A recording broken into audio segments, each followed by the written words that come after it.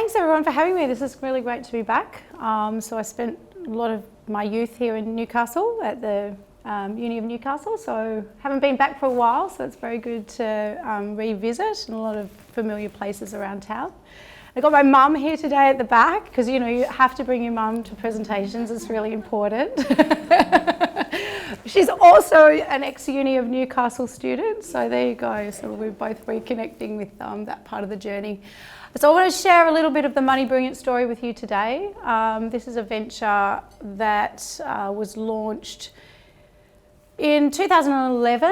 I have exited that venture now, so I'm going to share a little bit of that story because that was a bit of a wild ride. And next milestone is a consultancy that I have now, which works with startups in and around helping with that validation stage, and also back into corporates, helping them understand how startups do what they do and do it so much better than they can do it, I guess, and try and bring some of those philosophies back into corporate land. So MoneyBrilliant actually started its life as cha-ching. It's got quite a money ring to it. And this gentleman in the middle of that photo there is a very good friend of mine, a guy called Peter Lord, and he really founded this business way back in 2011 for very personal reasons. There's a nice shot of his mum and his family there. He's got a financial services background, but really the inspiration for starting this venture was really some of the struggles that his mum had in and around her retirement and her financial life in retirement. She'd worked very hard her whole life. Her mum and dad had, she and her husband had divorced. She'd spent a lot of time focusing on the family and not a lot of time focusing on her individual finances, and sort of ended her career with feeling very short-changed, I guess, in terms of what she had in her retirement fund at that stage. And then she was hit with breast cancer right on the cusp of finishing her career, and wasn't resilient really financially to those changes. And her dad had Pete's dad had kind of moved on, and he really saw his mum struggle around that. And he was sort of inspired by that, saying, come on, there must be a way that we can switch people on to better decision making about their finances earlier in life. And that's the mission he set out to really solve for. And being a close friend of his, he saw me as a good candidate to bring along the journey with him, and it was a purpose I think that I could really connect with, because I could see some of the struggles even people in my close network were having in and around this, and I felt it's a very worthy cause. However, I was also in a nice cushy advertising job, and I thought, hang on a second, that sounds really risky, getting involved in that. So I said, how about I invest some money instead, and I'll just keep on my merry way, and I'll give you a little bit of advice and direction. So I invested some money, and he kept hitting me up for money, so I invested more and more money as we went, and also was getting more involved in the problem they were solving and some of the progress they were having. And eventually I said, God, I've got to get into this, because I've now invested so much money, and if I don't get in, I may never see it again. So in I jumped. Which was a fantastic thing, because how many of you in the room are actually in startups at the moment? Yep. It's a big brave move to get involved in this space, because you do sort of forfeit a lot of the creature comforts of having a regular income. You're entering into a really uncertain space. You don't know whether you're going to pull it off, and you probably have that little mental wrestle with yourself every day as to whether or not you've actually got the goods to make it. So just getting through those gates and into a venture is just enormous. So if you find yourself in one, it's a first pat on the back you should give yourself, because it's really scary. But someone said to me, because I did do a little bit of part-time corporate, part-time startup, and someone said to me, if you don't get in, risk all, then you won't make a success of this, because you're not fully committed. And so I took that advice, thinking, yep, I'll get in. And sure enough, we'll raise investment really quickly. Well, it took another 12 months to get investment. So that was, a year of really doing it quite tough, I guess, until we got that. But the rewards that you get from doing it are unbelievable. So I encourage everyone who's got that aspiration to do it. So this is just a little bit, shows you a little bit of how things evolve. So you heard the concept of MVP. Obviously you start pretty raw, pretty rough. The initial idea for Cha-Ching was really about a community where women could come and share ideas. There was a very basic kind of Excel-based tool that did some kind of budget forecasting. I don't even know if it worked, but it was there. It was pretty crude. And then eventually what we were seeing, so we really understood the problem that we were solving to be around how can we give people a better foundational structure to make decisions about their finances. So people don't make decisions about their finances, and I've been one of those. So you put off decision making about your finances, or you make bad decisions about your finances, really because you don't have sometimes the knowledge around it, or you don't have the right context for decision making. So you can't see where you are in life really to actually be able to make good decisions about your finances.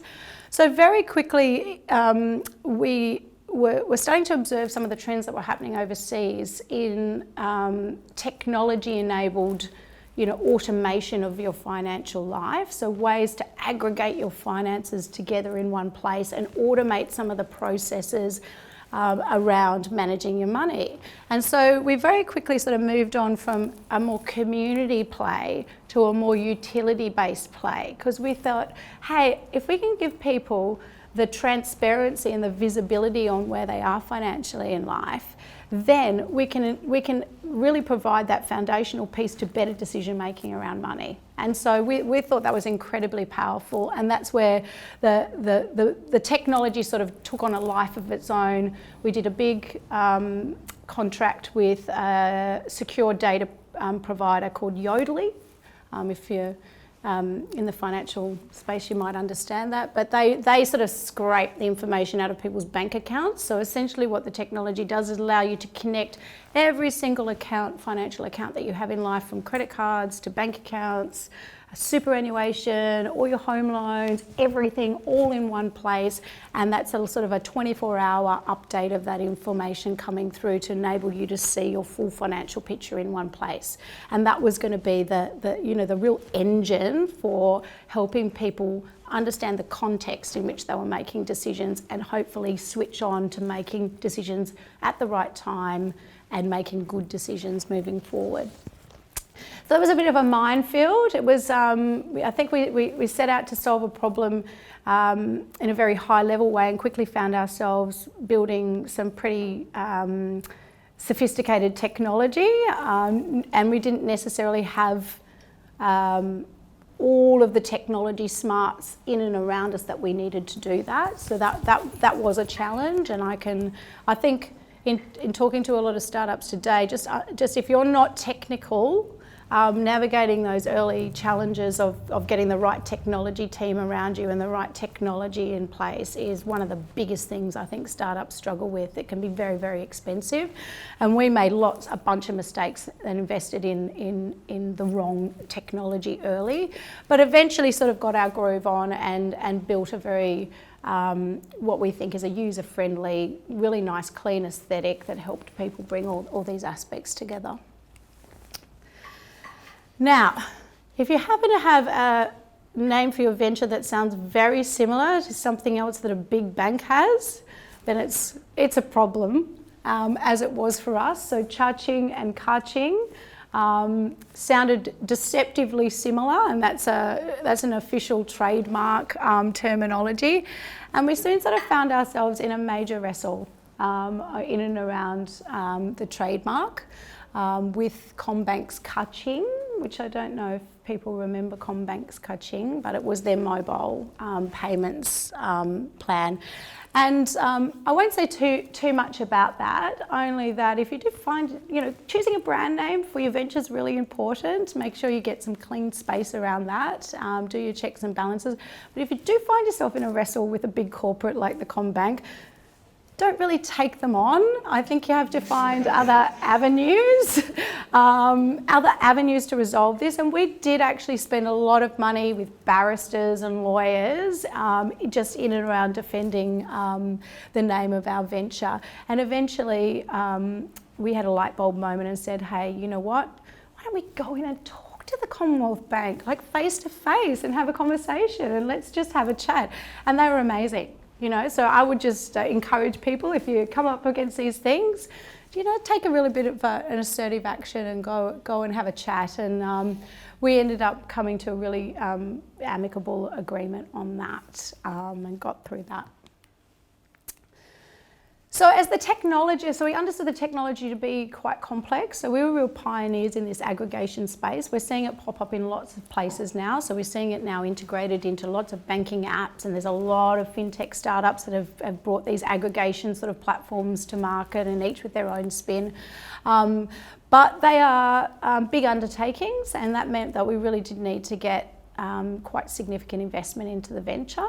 We'd had some early sort of family and friends investment to get to where we were. And so the next phase, I guess, was to get out on the investor circuit. We were a business that really had a very focused vision on supporting women in their financial lives. And does anything stand out to you here about the investor audiences that we were pitching to? Luckily it's changed a lot, but back then it was not uncommon to walk into a room really talking about female financial empowerment and not have a woman in the room. So, and being a female founder myself, that was often met, you know, a little less warmly than I would have liked it to. So, you know, it's really challenging. I think it's getting a lot better. I'm part of Sydney Angels now, and we've got a really nice growing segment of female angel investors as part of that. And I think if you can get women and men around the investor table with different perspectives, assessing and reviewing the different startups coming through, then you're going to have greater support for female entrepreneurialism coming through, and that's really key. But it was tough. It was tough initially, right up to the moment where we went to an Innovation Bay breakfast and bumped into some people from AMP, which we thought was incredibly lucky that we just had the good fortune, and we got talking to them, and they were really engaged and interested in what we were doing. And we thought it was a chance meeting, but later it wasn't as chancy as we thought it was, and it turns out they were really, really interested in this space, which was a good thing, because it meant that from the conversation that we had that morning to the investment being made was actually a super fast process. It was a super hard process. My business partner Peter would only ever wear shorts. So walking into a room full of M&A specialists from AMP and me with my business partner in shorts, trying to pull off the deal of a lifetime was pretty confronting. And, you know, I guess they learnt as much as we learnt through the process about what it sort of takes to navigate around, you know, corporates investing in startups. We were really unprepared, I guess, for the DD process that was going to take place, and certainly getting it done in the speed in which it was done. I had a holiday booked to Thailand, which I really couldn't move, which sounds crazy. Like, why would you go to Thailand when you've got the deal of a lifetime coming on? But I just couldn't move it, because those who are in startups and have you know, partners, husbands, wives, kids, or whatever, you've got other commitments too that you're trying to maintain and not disrupt everyone's lives. And so I did DD by Skype. So I could watch my partner swimming around in the pool outside, and I was on Skype for like 8 hours a day trying to get the DD through to meet all the expectations of a major corporate. And then on settlement day, it was just incredibly exciting, you know, to walk into big flashy legal office. My partner was still in shorts, which was really embarrassing, and AMP, I think he was even embarrassed because these offices were overlooking Sydney Harbour. But AMP invested 1.5 in us, which really was the green light for us to get going and really start to get some fire behind the vision that we had looked for. And importantly, and I'd say if you're looking for investment from the corporate sector, really, really important that you have all of the conversations up front about your strategic alignment. Do you have a shared vision? Do they really buy into where you want to take the venture? What might be sitting under their desire to get involved in a startup like yours? Because you have to be on the train together, otherwise it can really derail the success of the venture. And I think with AMP we felt that we had great connection to some of their strategies, and we could see where they lined up. So it was not only a sort of a capital injection for us, it was also an opportunity, to really together, I guess, help solve this problem. And they were trying to solve the similar problems in other parts of their business. And we felt that we would get a lot of smarts and a lot of resources and a lot of contribution to our vision by being in partnership with them. And to a large part, that actually played out really well. And we were also excited about the size of their customer base, because when you're a startup, you know, the customers are everything, and, you know, being able to tap into, that sort of customer base is pretty powerful as well. So that's when Cha-Ching grew up and became MoneyBrilliant, and that was an amazing experience too, to be able to I guess re-look at who we wanted to be as a brand. How do we want to show up to the market? And I think as a fintech or as sort of a challenger, we wanted to create a very different feel to what you see from the normal banking sector, which is very corporate, very driven by their credentials and expertise. And we were really trying to create much more warmth around what we were trying to do for people, and we did a lot of work in and around creating our burning platform. So what is it that we stand for, and why are women, because we were still very much about focusing on women, why are they going to care about us? And so this was our wheel of gold, if you like. So at the heart of it, about supporting the financial well-being of women. On one hand, it's all about how do you actually attract them to your proposition, and when you're in the financial services space, how do you build trust? Because you're actually asking for our technology to work for people, you're asking them to put their banking credentials in, for all of their financial life. So that's a big deal when you're sort of a relatively unknown player in the financial space. So we sort of had this model that really worked for us. So first and foremost, we had a shared social DNA. So this idea of, we know women love to be organised, and this is essentially what we were offering. This is a way to organise your financial life, get it in one place. So we had that sort of real baseline connection with what we know women really like. And then the currency, so we care about the things that women care about when it comes to finances. So we had a number of pillars to the I guess the conversations that we would drive in market around, women's the size of women's superannuation compared to men's. Women being paid less than men for the same jobs. A number of those big issues were things that we really drove the conversation around, and that was all part of the way that we really said we're the real deal about supporting women's financial well-being, and we want to be a voice for that and an advocate for that. Sensory appeal, so we set out, and I think we achieved this to an extent, to create a very different feel, very different feel in our technology experience and digital experience than you experience, say, in a net bank. We wanted to be a very different, clean, very simple, really beautiful aesthetic design. And then in terms of building trust, our capabilities was that we organised people's finances in one place, and we're going to serve up insight that's going to help you make better decisions. So that was the absolute one thing that we needed to deliver to people. That we have a shared code of conduct. So we positioned ourselves as a personal financial assistant. So that thing that's 24/7, whenever you need to make a decision, we're there, and we're going to do a lot of the heavy lifting for you. And who doesn't want a personal assistant? Kind of cool. And the fact that Peter kicked this business off with a real story, an authentic story about why he cares about it, and got us all involved in this because we also cared about it. We had that sort of story to tell. And that's the one powerful thing I think that startups have that more established brands they might have, but sometimes it's so far in the future that it's hard to sort of really draw on it. So why did you start your venture? What really inspired you to solve the problem that you're solving, and what's your personal connection to it?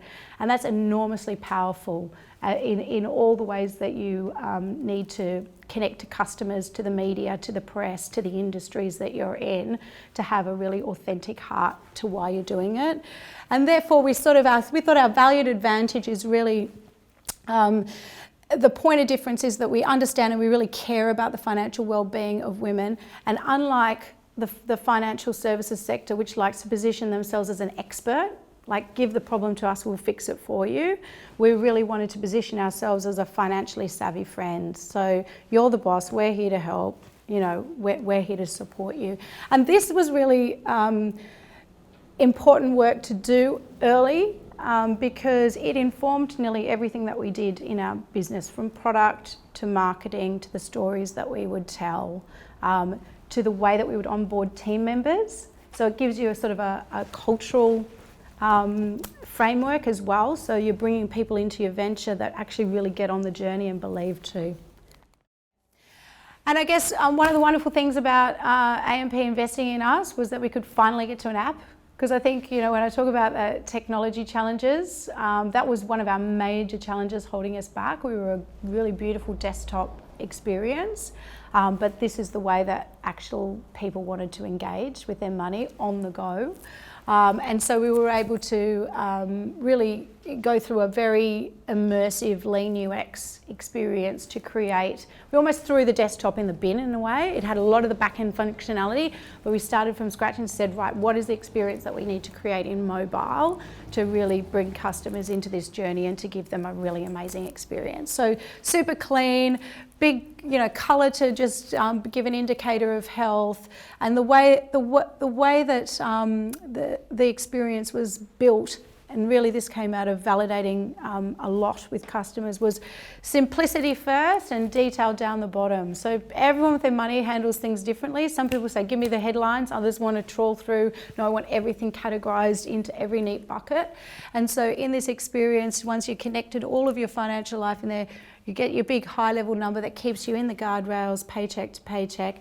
And if you want more detail, just scroll, scroll, scroll, scroll. So it was a very one-size-fits-all approach, but it had some really neat functionality in it that enabled it to be, appeal to more people, I suppose.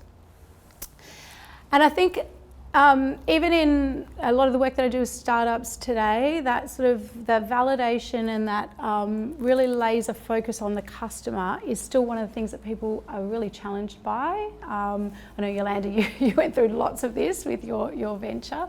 But I would think in the early days, I think we thought we knew better. And what we built first was something that we imagined was a really awesome thing, only to discover that once it in market, people didn't come back to it as much as we expected them to. And it wasn't really until we understood how important it was to develop every single thing in collaboration with our customers that we really started to get traction. So this is a really important discipline to embed, I think, because it was a radical change to the momentum in our venture once we got into the groove of this. And it was also an all-in approach as well. So everyone, even the CFO, would be involved in this process because they need to understand too what is it that we're developing for customers, and what are the things that we need to validate out to build a sustainable business. So this was an awesome process because it brought everyone together in the business and gave us real momentum towards the things that we knew we needed to validate and achieve. And I think this is why partly we did well with AMP, because we were building a product that had a lot of rigour around it, you know. So the things that we built were very, you know, on point for the things that customers needed, and that's the key to success. But it doesn't stop, because I guess, you know, that organisation piece, which is what I talked about in the wheel, that was kind of first cab off the rank in terms of what we built into the mobile app. So this idea of bringing all your money into one place and giving you visibility on where you are and letting you see, you know, pay cycle to pay cycle, how you pace your spending, giving you spending insights into where your money was going. That was all awesome. And in sort of looking at the funnel, it did well, but we weren't getting the ongoing traction of people coming back as frequently as we wanted them to come back. And I think that's why you have to continue to innovate. What's next? Why aren't people doing that? So you're constantly looking at your funnel and going, well, where are there sort of breaks in it? And then going in and interrogating what's happening here. So look at the data, get a bunch of customers in, talk to them more about why they're not doing the things that you think they need to do to build more value for you. And then you sort of understand, well, where do we need to take it next? And for us, what clearly emerged was organisation was great, but progress was better. So people need to see, what does this actually mean, and how am I doing over time with moving towards the goals that I've established. So really our innovation, and now I'm not in the venture now, so it's going the way that it's going based on the team that's in there today. But this was definitely the way that we believed the technology needed to evolve to really give people that idea of how are they progressing over time and what's the impact of what they're doing today on the future. So as I said, that's when we sort of got real momentum, very, very good growth once we got that app in market, excellent feedback.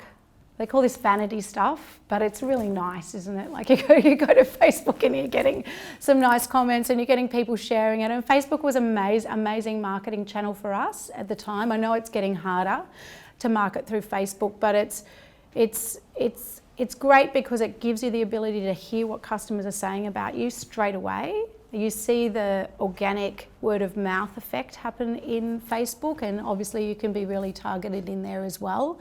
So it was one of our major growth channels early on, and we started to get a little bit more profile in market as well, and I think that's really important and sort of key to our success as well. Finding product market fit, that's harder. So you understand the first is about problem solution fit. Are you solving the right problem, and does your solution actually solve the problem? We were very good at that. Then it's product market fit. So are people going to actually pay you for this? You know, so that you can have a sustainable business. That's a completely different thing. And the way that that was a struggle for us in the early days because our app was free. So you have to look at lots of different opportunities to monetize what is essentially a piece of free technology. And the convention was that these apps are free. So there was a bunch of other competitors in market, and they're also free. So it's hard to come out with a paid product when the rest of the market is free. So you have to really look at that in the context. Ideally, you think about this stuff up front. We were very committed to the vision, so we were just in. But we did bring in a freemium model, so you got a bunch of basic features for free, and typical SaaS-based model, and then there's some more premium features that were paid. And that was really our B2C track was very much about that, and we did start to get some momentum in and around that.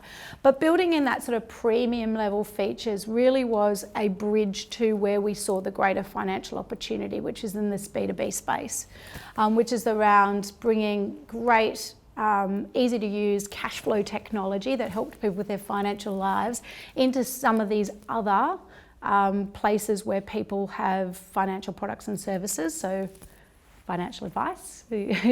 So bringing it in where financial advisors bring more of their customers in at that foundational level and help them with cash flow. Super companies. Interestingly, in our technology, most people don't care about super. They think it's something that just happens in the background, but it's amazing once you connect it into an app like ours, how much you switch on to that and go, hang on a second, that's a really big asset. And you start to care about it a lot more. So that was interesting for super companies, and we got a lot of interest in that area. Mortgage brokers even moving into that space, and corporate wellness. We got some traction in and around that as well. And so we were still very early on that journey, but finding that sort of product market fit in your commercial opportunities, that can be sometimes the big struggle if you don't have a product that immediately makes money from day one.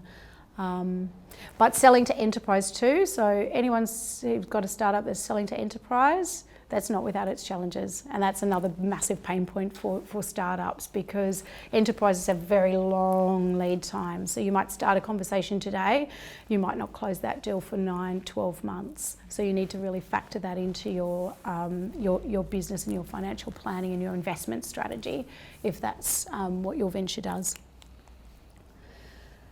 So if you think about a number of those different B2B opportunities for MoneyBrilliant, AMP operates in a number of those spaces. And what we really realised as we got into the relationship with AMP was the power, I guess, of our technology connecting up with an AMP and some of their resources to actually really continue that journey. And so we were a piece of technology that was a great piece of technology, really interesting to them. They were very aligned with the vision, and that sort of led us to the point in 2016, which is last year, where it opened the opportunity for an acquisition for us. It was quick, but we were really confident that the vision of the venture could continue on probably better in their hands than our hands. And we felt like we'd achieved some really good things up until that point. And at the end of the day, it was an amazing opportunity for us to be able to get to that point. So we have handed the keys over, and we watch from a distance, and I still very actively send feedback, much to their annoyance. But I'm still a customer. I love it. It's a great piece of technology. It helps me, and I'm still very actively engaged with it. So I handed the keys over.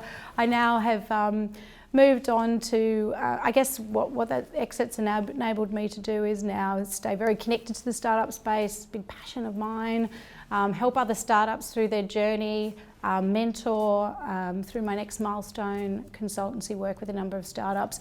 But I've also joined Sydney Angels, which is a fantastic organisation with a membership of very diverse skill sets, great enthusiastic angel investors, and it's a team-based investing approach. So it means that we assess and we run due diligence as a team. We bring in lots of the different skill sets of the membership.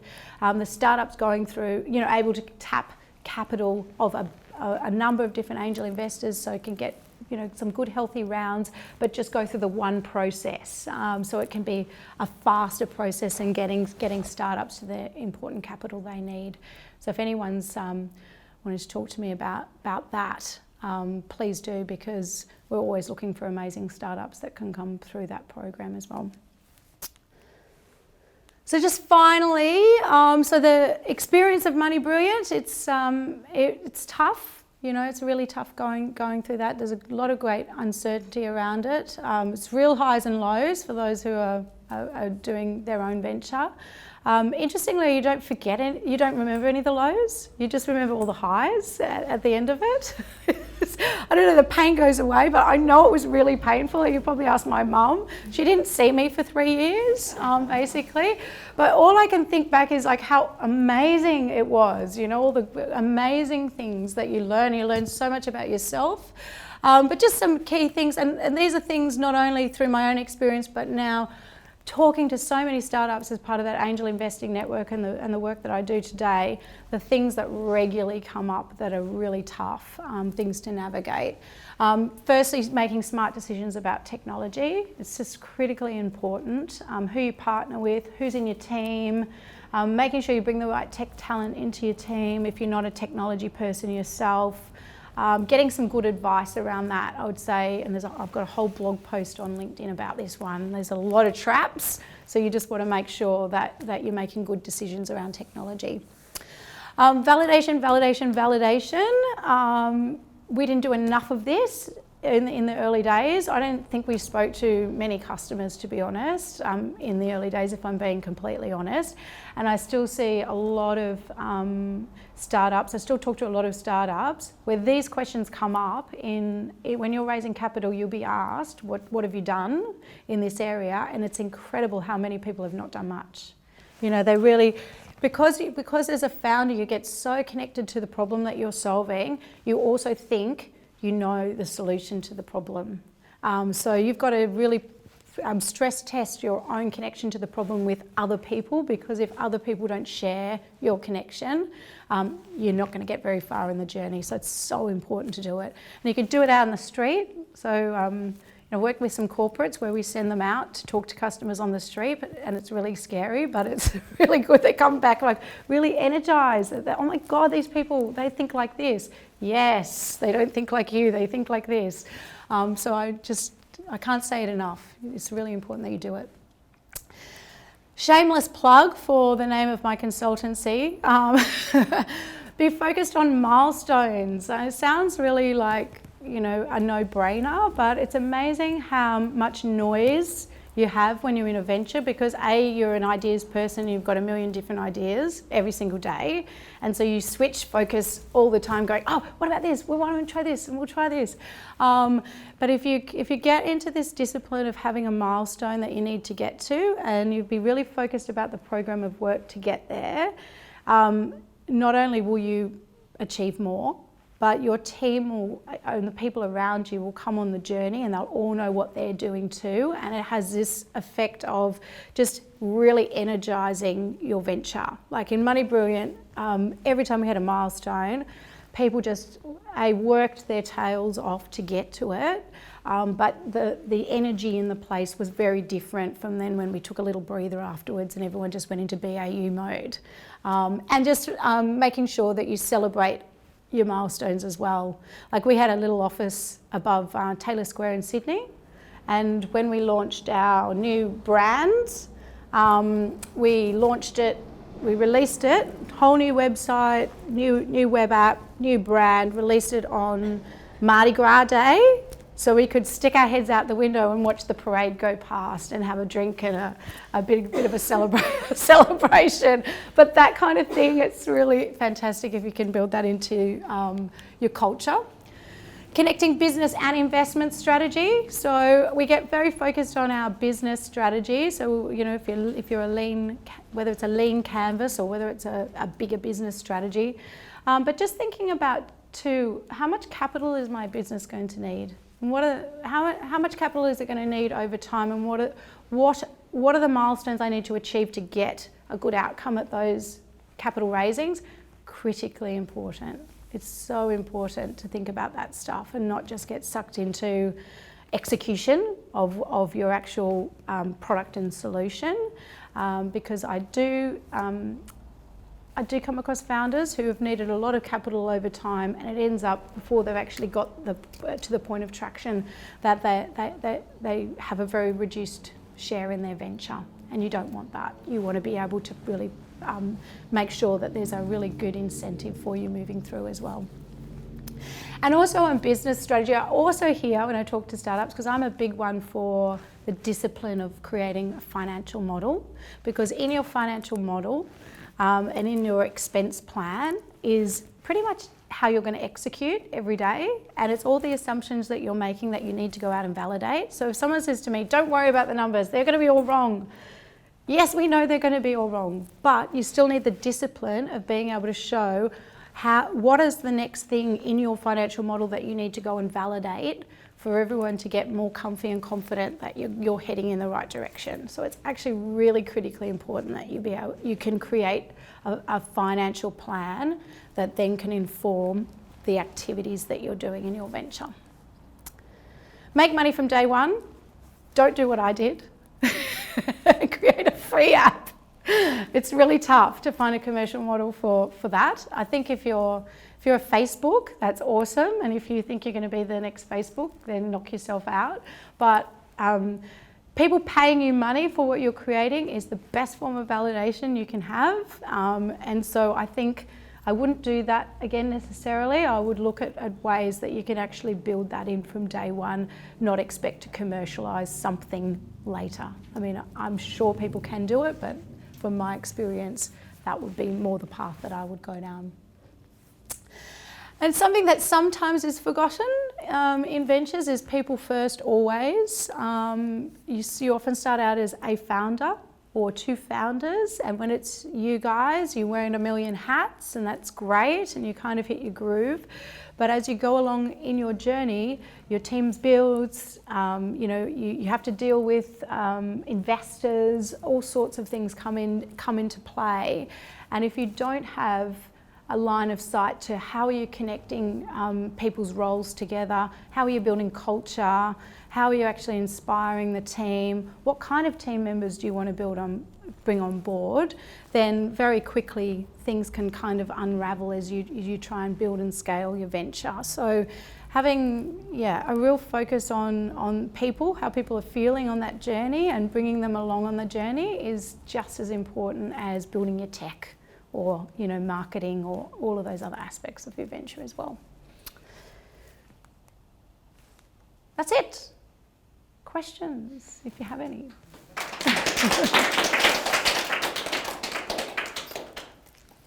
You were talking about how important it is to develop an investment strategy as a startup when you're building a product that you don't actually fully understand what all those upcoming costs that you're going to have to get to market is. How do you even begin to start doing that? So I think it's in milestones.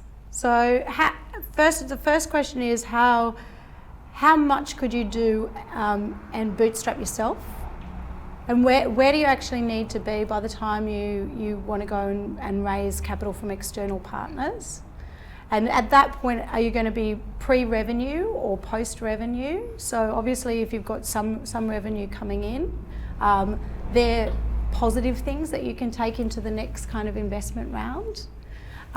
So it's just a matter of, for your particular venture. Now it differs a lot because a SaaS-based venture might be very different from, say, a deep tech venture where there's going to be a significant investment in IP along the way, and it's going to be a much longer journey.